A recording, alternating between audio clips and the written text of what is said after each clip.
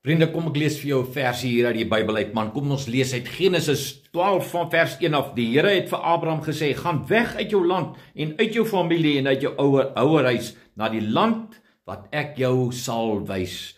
En ek sal jou 'n groot nasie maak en ek sal jou seën en jou naam groot maak, sodat jy 'n seën sal wees. En ek seën die wat jou seën, maar wie jou verwens, sal ek vervloek. En deur jou sal al die groot families van die aarde geseënd wees. Hierdie is 'n merkwaardige persoon, Abraham. Is ongelooflik. Mense, kan jy dit verstaan? Dit is wat en deur sy nasie, hy gaan hom 'n groot nasie maak, 'n groot nasie. En dan deur hom sal al die geslagte van die aarde geseën wees.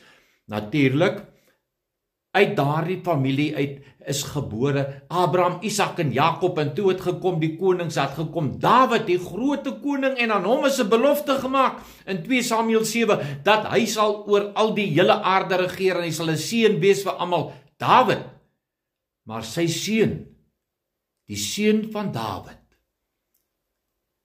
weet jy dat dit die demone is wat in Jesus se tyd in sy aardse bediening hom geroep het en aanbid het amper as die seun van Dawid. Maar die mense wou dit nie doen nie. Die mense was werklik so verstok en verblind dat hulle nie gesien, hier kom hy, die seun van Dawid, wat 'n seën gaan wees vir al die geslagte op die aarde. Maar die demone, die Satan het dit geweet. Maar die Satan haat hom en hy wil hom doodmaak en hy het alles in sy vermoë gedoen om hom dood te maak. Vriende, maar hierdie beginsel staan nog steeds. As jy 'n seën is vir die nageslag van Abraham, dan sal die Here jou seën. Die mees geseënde nasie op aarde is natuurlik Amerika, die rykste, die sterkste, die kragtigste. Kyk wat het hulle nou weer in Iran gedoen, en hulle het opgetree tot voordeel van Israel, en dis nie moeilik om vir jou te sê nie, Israel sal weer, en Amerika sal weer in hierdie volgende jare wat nou kom, voorspoedig wees grootliks, omdat hulle tot voordeel van Israel opgetree het.